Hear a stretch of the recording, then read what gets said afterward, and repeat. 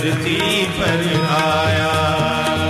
आदिकाल से कभी न ऐसा गुरु धरती पर आया, ऐसा गुरु धरती पर आया। अंग और अवयव है अपना, अंग और अवयव है अपना, जिसने हमें बनाया गुरु धरती पर आया, ऐसा गुरु धरती पर आया। आदिकाल से कभी न ऐसा गुरु धरती पर आया, ऐसा गुरु धरती पर आया।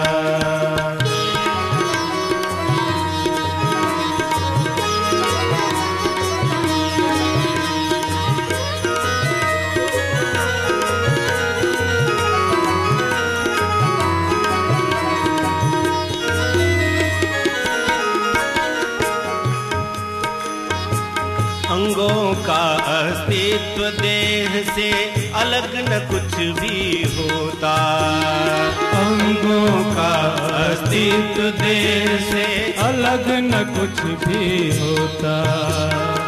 बिना जुड़े हर अवयव अपनी मूल्य महत्ता खोता, बिना जुड़े हर अवयव अपनी मूल्य महत्ता खोता। बन जाता है व्यक्ति वही हर दिन दुखी की छाया, बन जाता है व्यक्ति वही हर दिन दुखी की छाया। गुरु धरती पर आया, ऐसा गुरु धरती पर आया। आदिकाल से कभी न ऐसा गुरु धरती पर आया, ऐसा गुरु धरती पर आया।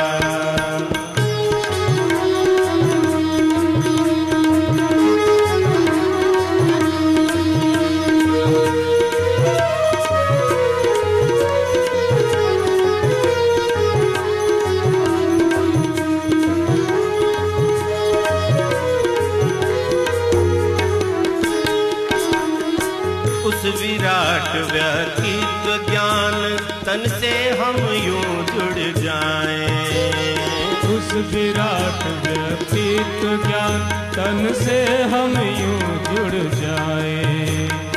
आत्मबोध पाकर हम सक्षम सहयोगी कहलाएं, आत्मबोध पाकर हम सक्षम सहयोगी कहलाएं।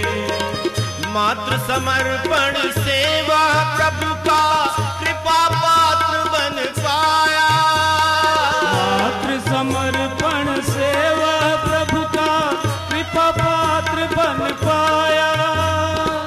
गुरु धरती पर आया, ऐसा गुरु धरती पर आया।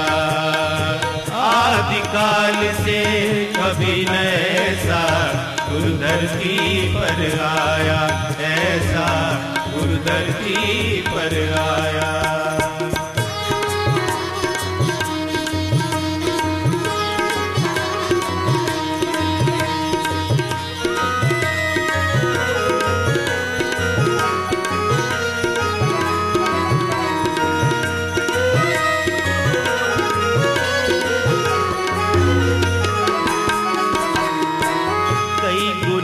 होना है निश्चय अब विस्तार मिशन का, कई गुना होना है निश्चय अब विस्तार मिशन का।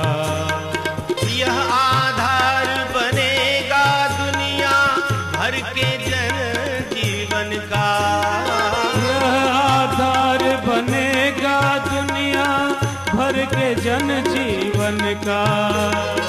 सदा जिन्होंने अनुशासन है गुरु का यहाँ निभाया, सदा जिन्होंने अनुशासन है गुरु का यहाँ निभाया।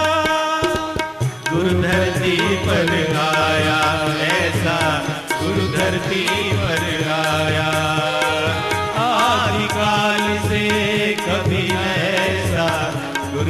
धरती पर आया, ऐसा गुरु धरती पर आया।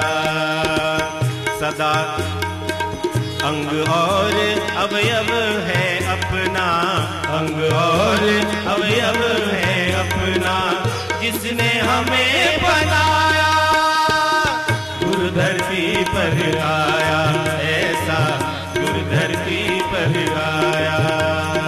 आदिकाल से कभी न ऐसा गुरु धरती पर आया, ऐसा गुरु धरती पर आया, ऐसा गुरु धरती पर आया, ऐसा गुरु धरती पर आया।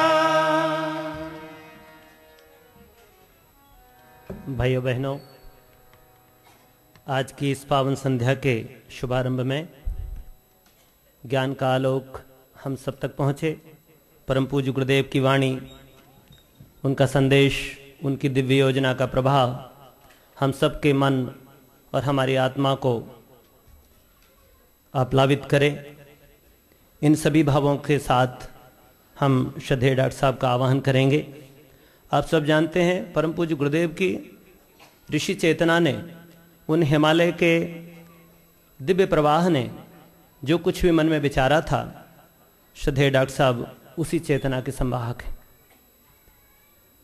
अध्यात्म और विज्ञान की युगधारा के वो प्रवाहक हैं। उन्होंने धर्म और अध्यात्म का समन्वय करके सारी दुनिया के सामने परम पूज्य गुरुदेव के इस महान कार्य को पूर्ण करने का संकल्प किया हुआ है। पूज्य गुरुदेव के वो मानस पुत्र हैं। पूज्य गुरुदेव ने अपनी लेखनी उन्हीं के कमलों में थमाई है। विचार क्रांति के पुरोधा हैं वो। हम सब जानते हैं कि एक समय था जब छोटे छोटे से खंड अवतार आए, उन्होंने छोटी छोटी घोषणाएं, छोटे छोटे कार्य किए, क्षेत्रीय कार्य संपन्न हुए। पूज्य गुरुदेव कहा करते थे कि विचार क्रांति अभियान उससे 1000 गुना बड़ा है, हमारे स्वतंत्रता आंदोलन से भी 1000 गुना बड़ा ये अभियान है। तो निश्चित रूप से इस 1000 गुने अभियान के लिए जिस विवेकानंद की आवश्यकता है, श्रद्धेय डॉक्टर साहब में हम उसी विवेकानंद का दर्शन करते हैं। आज संपूर्ण विश्व की मनीषा को एक वैज्ञानिक से लेकर के और वनांचल में रहने वाले ठेठ हमारे वनवासी तक, उनके प्रति श्रद्धा का जो भाव है वो उनकी दिव्यता का द्योतक है। हम सब उस बात से विश्वास करते हैं कि उनके भीतर परम पूज्य गुरुदेव साकार हुए हैं। यही कारण है कि आज जन जन तक उनकी पैठ है। हर व्यक्ति उनकी बात को एक सिद्धांत के रूप में मानता है। मूर्धन्य वैज्ञानिकों से लेकर के वनवासी तक हर व्यक्ति उनकी प्रतीक्षा में रहता है। आज समूचा विश्व परम पूज्य गुरुदेव के पावन संदेश को सुनने और नए युग के आगमन पर उनकी प्रतीक्षा कर रहा है। इस देश के हमारे 1 लाख हमारे संस्थान, हमारे प्रज्ञापीठ, हमारे गायत्री चेतना केंद्र, हमारे प्रज्ञा मंडल, सब जगह दीपोत्सव चल रहा है। और यह कार्यक्रम भी लाइव हो रहा है दिशा, प्रज्ञा और AWGP पर।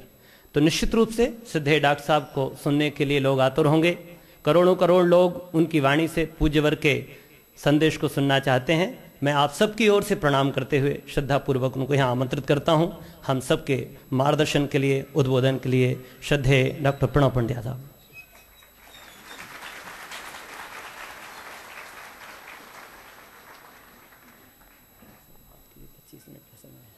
बोल दो। श्रद्धेय डॉक्टर साहब का समय जो लेंगे वो 25 मिनट का समय लेंगे। श्रद्धेय डॉक्टर साहब, ऐसा आग्रह है, हम सब की बड़ी इच्छा है कि वो हम सबको विस्तार से सब चीज़ें बताएं। ये पक्षपात है, ये मेरे लिए ज़्यादा है। मैंने कहा मैं अगर ज़्यादा लूँगा तो आप लोगों को लगेगा बेईमानी हो रही है, इसलिए इन्हीं के मुँह से कहलवाऊँ। मैं जब 25 मिनट नहीं बोलूँगा, थोड़ा कम बोलूँगा। कमर सीधी कर लें, दोनों हाथ गोद में रखें, आइए प्रार्थना करें। हाँ, पूर्व घोषित से थोड़ा ज़्यादा बोलूँगा। आंखें बंद। सविता, प्रसविता सविता, हम सबको पोषण देने वाले और हम सबके लिए प्राण संचार करने वाले, ब्रह्मांड का सृजन करने के कारण प्रसविता सविता, प्रसव करने के कारण उन सविता देवता के प्रकाश किरणें हमारे रोम रोम में प्रवाहित हों, इस भाव से गायत्री मंत्र। ओम भूर्भुवः स्वः तत्सवितुर्वरेण्यं भर्गो देवस्य धीमहि धियो यो नः प्रचोदयात्। ओम गुरुर्ब्रह्मा गुरुर्विष्णु गुरुरेव महेश्वरः गुरुः साक्षात् परब्रह्म तस्मै श्री गुरुवे नमः। अखण्डमण्डलाकारं व्याप्तं येन चराचरं तत्पदं दर्शितं येन तस्मै श्री गुरुवे नमः। मातृवत् लालयित्रे च पितृवत् मार्गदर्शिका नमोस्तु गुरुसत्तायै श्रद्धा प्रज्ञायुता च श्रद्धा प्रज्ञायुता च।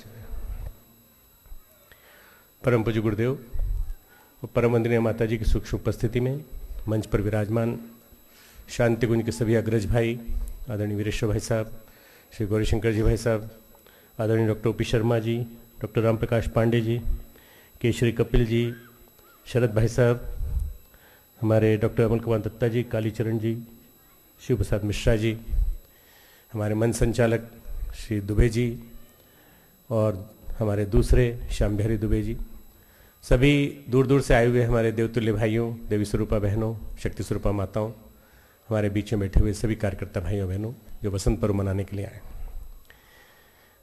भाइयों, ये ऐतिहासिक क्षण है, आप लोग इसके साक्षी बन रहे हैं। ये युग वसंत है और ये युग वसंत 100 साल में एक बार आता है। जब परम पूज्य गुरुदेव के जीवन में आया तो उसने क्रांति की और परम पूज्य गुरुदेव को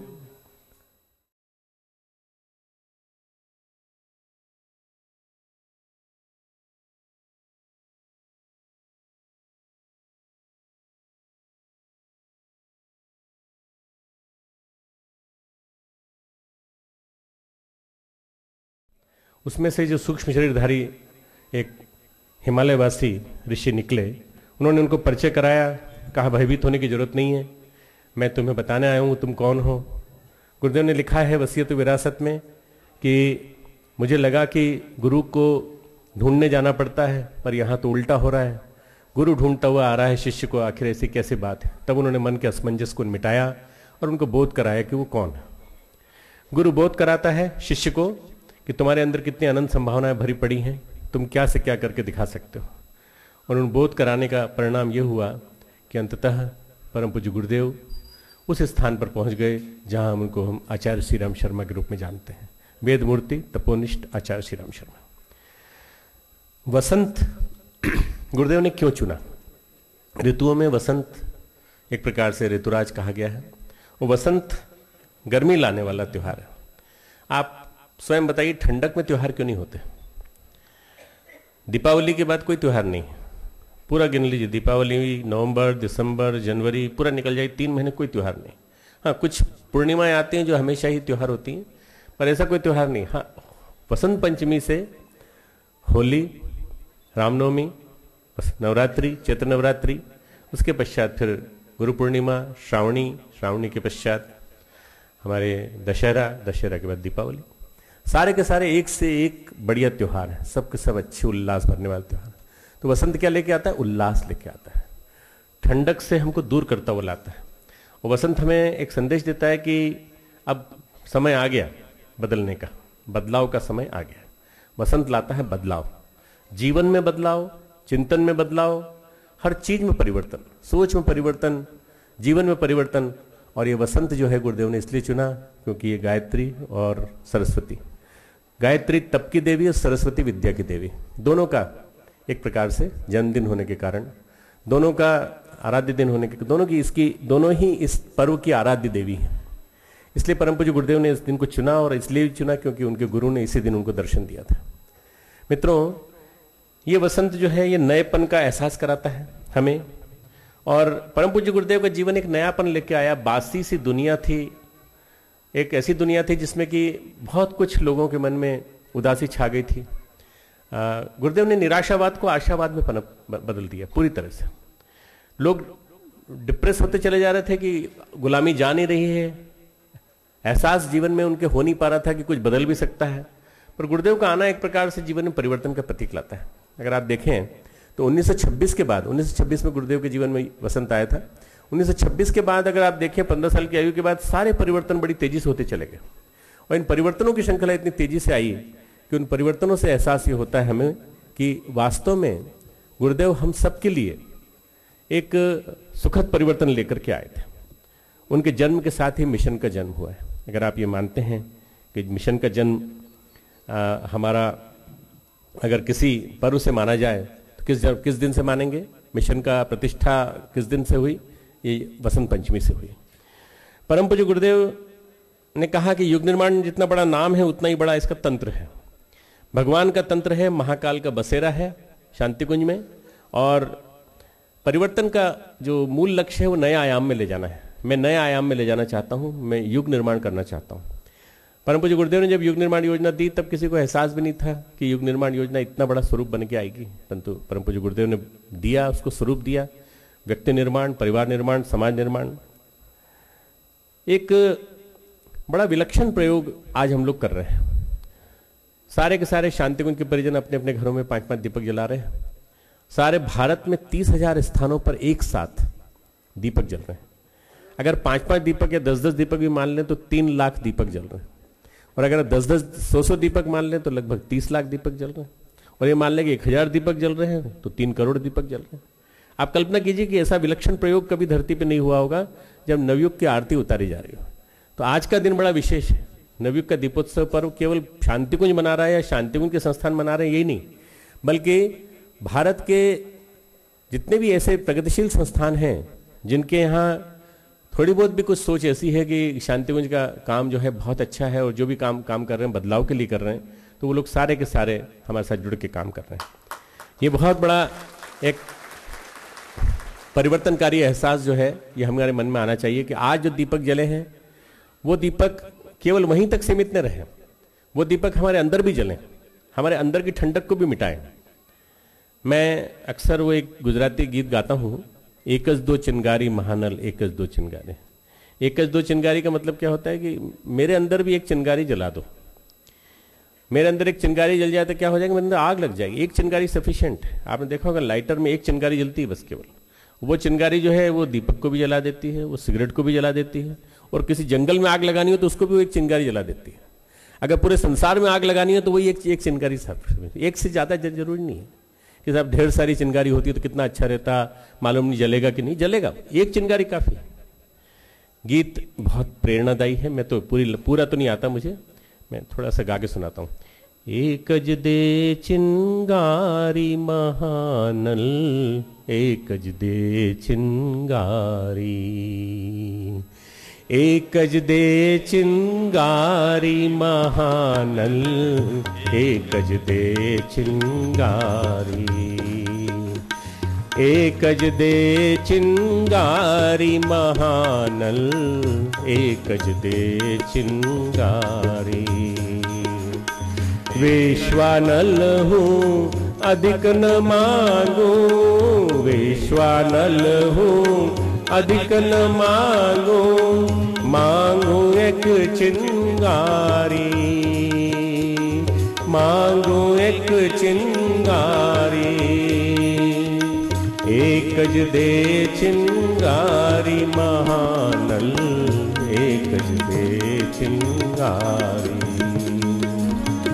एकज दे चिंगारी महानल एकज दे चिंगारी, एकज दे चिंगारी। जो गुजराती नहीं जानते उनके लिए मुझे केवल एक चिंगारी चाहिए। महानल यानी जो परम पिता परमात्मा है, जो विश्वानल है, महानल विश्वानल, उनसे एक ही प्रार्थना है कि आपकी एक चिंगारी, एक अंश मुझे अंदर दे दीजिए बस। मैं अधिक नहीं मांगता। भगवान के सामने एक भक्त जो है बड़ी विनम्र प्रार्थना कर रहा है कि मुझे केवल एक ही चिंगारी चाहिए, मैं बस उससे अपने आप को बदल लूँ। ये जितने आपके सामने बैठे हैं ना भाई लोग, गुरुदेव ने इनके अंदर एक चिंगारी पैदा की, और चिंगारी पैदा करने के बाद आग लग गई। आग लगने के बाद किसी के आग लगा दो किसी व्यक्ति को तो उसका तो आराम से बैठ सकता है, वो बेचैन हो जाएगा, बेचैन हो जाएगा। हम लोग सब बेचैन हो गए, और बेचैन होने के बाद फिर हम लोग शांत नहीं बैठे, तब से बराबर चल रहे। कबीरा खड़ा बाजार में लिए लुकाठा हाथ, जो घर फूके आप ना चले हमारे साथ। हम लोगों के जीवन में गुरुदेव ने इस प्रकार से आग लगाई कि फिर चैन से नहीं बैठे हम लोग, आराम से काम करते हुए बराबर उस आग को सहन करते हुए, तपन को सहन करते हुए चलते हैं। उस आग में कभी कभी किसी प्रकार की उपेक्षा भी है, अवमानना भी है, कभी कभी अपमान भी है, कभी कभी एहसास भी है, परंतु एक अंदर से भाव है कि नहीं, हमारे साथ तपोनिष्ठ की ऊर्जा है, हमारे साथ वेद मूर्ति की ज्ञान है। यह होने के बाद हमें किसी प्रकार की कोई कमी महसूस नहीं होती। तो भाइयों, ये जो दीपक है, ये दीपक तो जल गए, बाहर के दीपक, अंदर का दीपक जलना चाहिए। अगर अंदर का दीपक जलेगा तो क्रांति होगी। परम पूज्य गुरुदेव ने कहा है ना कि जितना कुछ हो गया इतना तो सब ठीक है, पर परिवर्तन जो है नए आयाम में आएगा जब सारे के सारे लोग अपने जीवन में इसको उतारने लगेंगे। हमारी जीवन शैली भ्रांति रहित हो, गुरुदेव ने कहा। गुरुदेव ने गायत्री साधना दी, पर तरह तरह के प्रयोग नहीं बताए। वे तुम ओम गायत्री करो, तुम सावित्री गायत्री करो, तुम गणेश गायत्री करो, तुम ये गायत्री करो। गुरुदेव ने 24 प्रकार की गायत्री महाविज्ञान में लिख दी, पर सिंपल सी गायत्री साधना दी सबको, और ये कहा कि तुम इसका प्रयोग करके देखो। भावना ये रखो कि एक माला आत्म कल्याण के लिए, एक माला लोक कल्याण के लिए, एक माला विश्व कल्याण के लिए, समष्टि के विभीषिकाओं के निवारण के लिए। पुण्य को बांटना सिखाया गुरुदेव ने, आत्म कल्याण के साथ साथ लोक कल्याण। गुरुदेव ने जैसे हमारे गांव में कभी जाते हैं तो जो दान देते हैं तो बच्चे से दिलवाते हैं, भाई एक कटोरा गेहूं तुम भी डालो, बच्चे से दिलवाते हैं। क्यों? बच्चे के अंदर संस्कार डालना है दान का। इसी तरह से गुरुदेव ने हम सबको बच्चा मानकर हमको सिखाया, एक माला अपने लिए, एक माला दूसरों के लिए, लोक कल्याण के लिए, एक माला विभीषिकाओं के निवारण के लिए। गुरुदेव ने जो प्रयोग किया मित्रों, ये एक प्रकार की आग थी, जिस आग ने सारे के सारे विश्व में वातावरण बना दिया। मुझे बहुत कुछ याद है जो गुरुदेव के साथ साथ हम लोगों ने समय बिताया। उन समय में जो हमने जिस तरह से देखा, उनकी जीवन शैली को देखा। गुरुदेव ने कहा एक बार कि बेटा तुम गायत्री मंत्र का अर्थ जानते हो, क्या होता है? हमने कहा गुरुदेव, ओम भूर्भुवस्सुवः तत्सवितुर्वरेण्यं भर्गो देवस्य धीमहि धियो न प्रचोदयात्। हम उस प्राण स्वरूप, सुख स्वरूप, दुखनाशक, श्रेष्ठ, तेजस्वी, पापनाशक परमात्मा के दिव्य तेज को अंतरात्मा में धारण करते हैं। एक ही सांस में बोल दिया, जो हमारी बुद्धि को सन्मार्ग की प्रेरित करे। बोले नहीं, ये तो शाब्दिक अर्थ है, भावार्थ थोड़ा सा बना है इसका, पर असली में देखा जाए तो गायत्री मंत्र के 3 चरण हैं। तत्सवितुर्वरेण्यम, तत्सवितुर्वरेण्यम का अर्थ है अपने अंदर सद्विवेक का जागरण। सद्विवेक जागेगा तो सब कुछ पैदा हो जाएगा। सबसे पहले सविता का तेज अपने अंदर वर्ण करने की शक्ति आ जाएगी। इससे क्या होगा? इससे अपने पर विश्वास पैदा होगा, अपने पर विश्वास, आत्मविश्वास। भर्गो देवस्य धीमहि का अर्थ है, गुरुदेव ने कहा, समाज पर विश्वास। समाज पर विश्वास पैदा करो कि समाज तुम्हारे साथ चलने को तैयार है। मैंने जब अपने आप से चालू किया, अपने अंदर एक दिया जलाया, तो देखते देखते समाज मेरे साथ होता चला गया। तीसरा गुरुदेव ने कहा, जो तीसरा है दियो यो न प्रचोदयात्, उसका मतलब है ईश्वर पर विश्वास। ईश्वर तुम्हारे साथ है तो सब साथ साथ चलेंगे और दुनिया भर तुम्हारा साथ देगी। तीनों में पहला सद्विवेक का जागरण, दूसरा गुरुदेव ने कहा पवित्रता का जागरण, और तीसरा चरण जो ईश्वर पर विश्वास है, उसका मतलब है बोध। समाज में हम हैं, समाज के साथ हम हैं, इसका बोध, सबके साथ चलना है, इसका बोध। ये 3 चीजें, अंतर्विवेक का जागरण, पवित्रता का जागरण, बोध का जागरण, आत्मविश्वास का जागरण, समाज पे विश्वास का जागरण और ईश्वर विश्वास का जागरण। ये परम पूज्य गुरुदेव ने जो 3 हमें अर्थ बताए, उन 3 अर्थों के माध्यम से गायत्री मंत्र का मर्म समझ में आया। परम पूज्य गुरुदेव ने अपने आप को तपोनिष्ठ बनाया, इस कारण वे वेद मूर्ति बन सके। इसलिए पहली जो विभूति है वो है तप। तप से आता है। तप का मतलब ये नहीं है कि आप एक पांव पे खड़े हो जाएं, बर्फ पे लेट जाएं।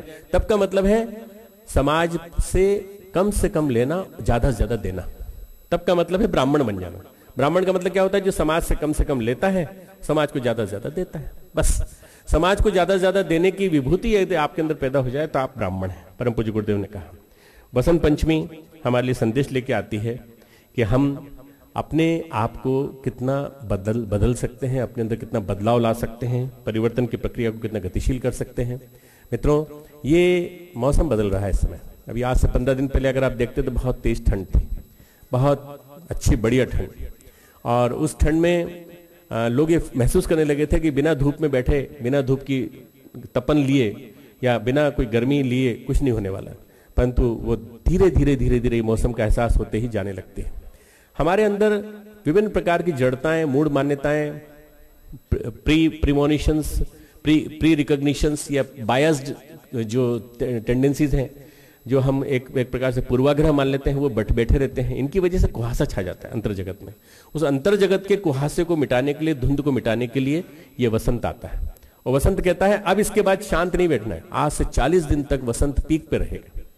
होली आएगी, वसंत पंचमी आएगी, वसंत पंचमी के बाद होली आएगी, होली के बाद नया संवत्सर आएगा, चैत्र नवरात्रि आएगी। और भारतीय संस्कृति में पर्वों का उल्लास इतना बढ़िया मिठास भरा है कि यहां से लेकर आगे तक सब के सब बढ़िया ही बढ़िया।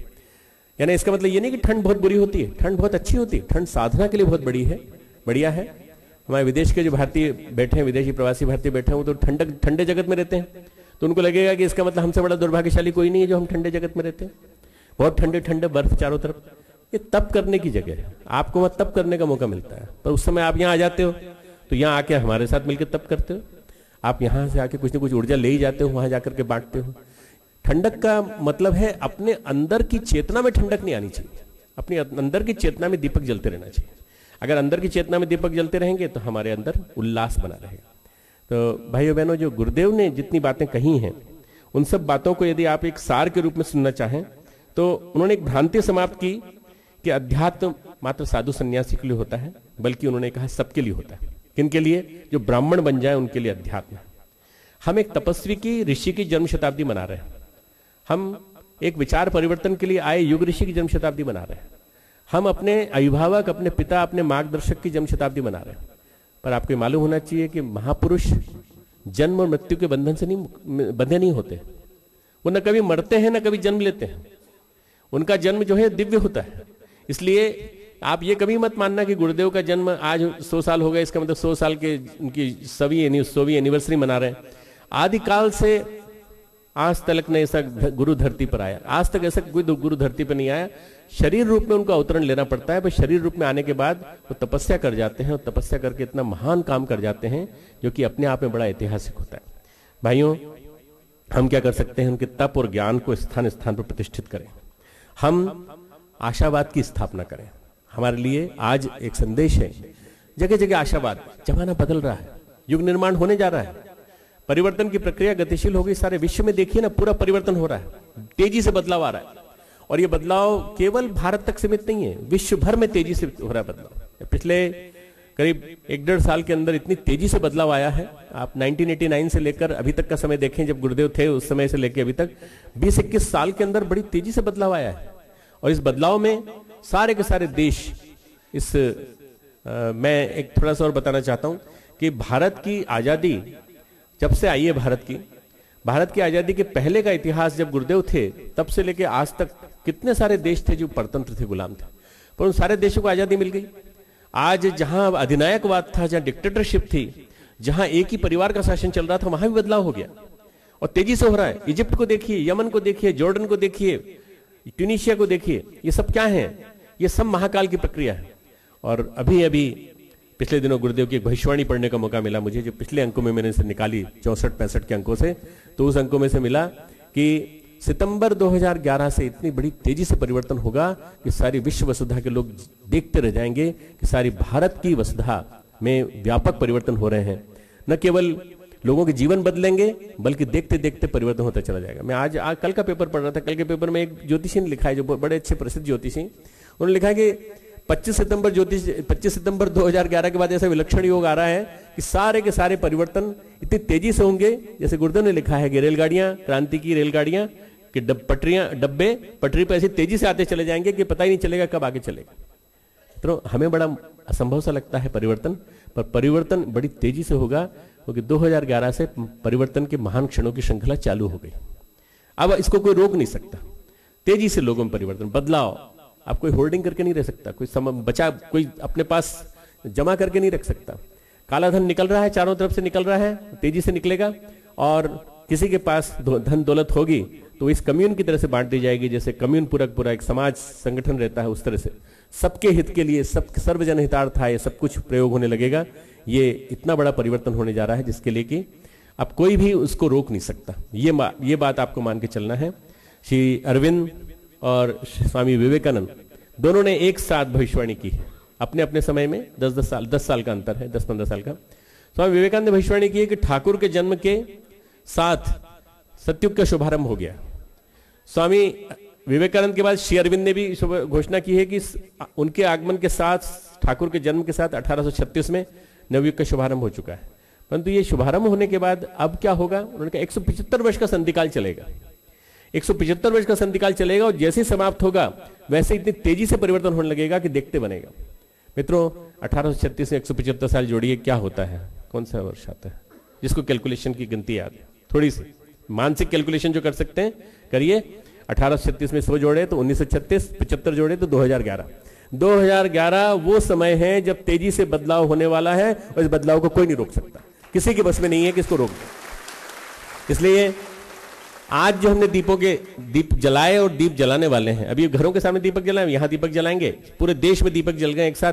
ये दीपक जलाए हैं, नवयुग की आरती है कि हे नया युग, तुम आ रहे हो तो तुम्हारा स्वागत है। इस नए युग में युवाओं को, नारी शक्ति को, प्रबुद्धों को, वैज्ञानिकों को, प्रतिभाशालियों को, विभूतियों को, सबको एक समान अवसर होगा, सब आगे बढ़ सकेंगे, सबका आध्यात्मिक उत्थान होगा और देखते देखते परिवर्तन दिखाई पड़ने लगेगा। नए नए परिवर्तन सारे विश्व में होंगे। गुरुदेव ने एक बात कही कि बेटा मैंने सूक्ष्म बीज बोए हैं, मैंने सूक्ष्म बीज बोए हैं। विधि व्यवस्था 4 व्यवस्था में करके जा रहा हूं, उसकी विधि व्यवस्था में करके जा रहा हूं, वातावरण बना के जा रहा हूं, संगठन बना के जा रहा हूं और परिवार बना के जा रहा हूं। पहले अखंड ज्योति परिवार बनाया, बाद में गायत्री परिवार बनाया, उसके बाद में युग निर्माण परिवार नाम दे दिया उसी को। गुरुदेव ने कहा मैंने 4 काम कर दिए, वातावरण बना दिया, मैंने देखरेख की व्यवस्था कर दी, संगठन बना दिया और परिवार बना दिया। अब तुम्हारा काम क्या है? जो मैं बीज बो के जा रहा हूं, इन बीजों से जो फसल आएगी वो फसल को काटने के लिए तैयार रहना। मित्रों आप लोग सब फसल काटने के लिए तैयार हो जाइए, क्योंकि मौका ऐसा आया है, यश बांटने का मौका है, यश लेने का मौका है। आज जो हम दीपक जलाएंगे उन दीपों के माध्यम से हम कल्पना करें कि परम पूज्य गुरुदेव ने कितनी बड़ी कल्पना की होगी, भावनात्मक एक क्रांति की। ढेर सारे दीपक जलें, ढेर सारे लोग बैठे, कोई पैंट शर्ट में है, कोई धोती कुर्ते में है, कोई बच्चे हैं, सभी की आहुतियां एक साथ डल रही हों, सभी के मस्तिष्क एक साथ गायत्री मंत्र की आहुति के साथ एक साथ जब चारित होगा तो कितना बड़ा विलक्षण प्रयोग होगा। समूह मन का एक विलक्षण प्रयोग, सामूहिकता के जागरण का एक विलक्षण प्रयोग, जिसमें कि सामूहिक रूप में सबके मन एक साथ मिल जाएं, एक साथ मिलकर के प्रार्थना करें। तो इसके लिए इसका मतलब ये कि ये सामूहिकता का प्रयोग सूक्ष्म जगत को हिला करके रख देगा। ये जो 30,000 स्थानों पे एक साथ दीप यज्ञ का आज का जो संकल्प लिया है, इसके माध्यम से आप परिणति देखिएगा। आने वाले 1 वर्ष के अंदर सारे भारत में विश्व व्यवस्था तेजी से बदलती हुई दिखाई पड़ेगी, भारत में भी और विश्व भर में व्यवस्था तेजी से बदलती दिखाई पड़ेगी। और इसका कारण होगा आज का ये प्रयोग परम पूज्य गुरुदेव का, कल का आध्यात्मिक जन्म दिवस वसंत पंचमी, बोध दिवस वसंत पंचमी, ये इसका कारण बनेगा और इसी के माध्यम से परिवर्तन होगा। आप लोग उसके दृष्टा बनेंगे और दृष्टा बनकर के आप उसको मॉनिटर कर सकेंगे कि हम उनके साथ साथ कैसे साथ चलें। हम परम पूज्य गुरुदेव के अंग अवयव बनने का प्रयास करें। परम पूज्य गुरुदेव महापुरुष थे तो हमारे अंदर थोड़ा सा परसेंटेज 10% उनका भी आना चाहिए। छोटापन हमें शोभा नहीं देता। परम पूज्य गुरुदेव अवतारी पुरुष थे तो उनका थोड़ा सा एक अंशावतार छोटा सा आपके अंदर भी आना चाहिए। आपके अंदर सेल्फ को रिकॉग्नाइज करने की, आपके अंदर क्या भरा पड़ा है, आपके अंदर कितनी अनंत संभावना भरी पड़ी है, ये पहचानने की समझ आ जाए। मैं गुरुदेव के पास बैठा था और गुरुदेव ने कहा कि बेटा नया जमाना आ रहा है, तुमको दिखाई पड़ता है? मैंने कहा नहीं दिखाई पड़ता, मुझे नहीं समझ में आ रहा। नया जमाना आ रहा है, युग निर्माण हो रहा है, कहाँ हो रहा है? थोड़ा सा तो संगठन है हमारा, ज्यादा बड़ा नहीं था उस जमाने में, छोटा संगठन। तो गुरुदेव ने कहा बेटा मैं एक चश्मा देता हूँ, इस चश्मे को पहन के देखो, तुमको पता लगेगा कि बहुत बड़ा संगठन होने वाला है। गुरुदेव ने चश्मा नहीं दिया, अपना दृष्टिकोण दिया। और दृष्टिकोण देने के बाद उन्होंने कहा कि इस दृष्टिकोण के साथ तुम देखने की कोशिश करो। मैंने देखा, मैंने समझा और उसके बाद मुझे लगा कि वास्तव में सही बात कह रहे थे गुरुदेव कि जमाना बदल रहा है। गुरुदेव ने कहा बेटा हमारा पैड जो है आज से हम बदल रहे हैं, 21 सदी उज्जवल भविष्य। मैंने कहा गुरुदेव ये 21 सदी उज्जवल भविष्य तो नारा है, ये आप पैड पे ऊपर लिखवा रहे हैं तो संगठन का नाम कहाँ आएगा? बोले इसके नीचे लिखा तो है पोस्ट ऑफिस शांति कुंज हरिद्वार। तो मैंने कहा गुरुदेव ये तो नारा है ऊपर। तो बोले हाँ मैं चाहता हूं ये नारा सबके मुंह पे आ जाए, आशावाद का नारा है। तो मैंने कहा पैड का नाम भी यही होगा? बोले हाँ यही होगा। मैंने कहा क्यों? तो बोले मैं चाहता हूं, अब जब मैं चाहता हूं तो होगा। गुरुदेव ने कहा बेटा मैं एक कहानी सुनाता हूं। मुझे एक बड़े मुर्गे ने कहा जमाना बदल रहा है, जोर से बोलो कुकड़ू कू। तो मैंने बोलना चालू किया जमाना बदल रहा है। मैं बड़ा मुर्गा अब हो गया हूं, तुम सब छोटे मुर्गे, तुम सब भी बोलो जमाना बदल रहा है, 21वीं सदी उज्जवल भविष्य। तुम सब बोलो एक साथ। मैं अगर बोल रहा हूं तो तुम भी बोलो मेरे साथ साथ। देखो जमाना बदल के रहेगा, मेरे गुरु ने कहा और मैं तुम्हारा गुरु हूं, तो मैं तुमसे कह रहा हूं जमाना बदल के रहेगा। मेरे साथ साथ आपको बोलना है 21वीं सदी, हाथ ऊंचा करके, है ना, 21वीं सदी, 21st सेंचुरी। बहुत कम लोगों की आवाज आई, थोड़ा बोलिए ना, इंग्लिश बोलने में क्या जाता है, बुरी थोड़ी, इतनी बुरी थोड़ी। 21st century. बहुत बहुत धन्यवाद।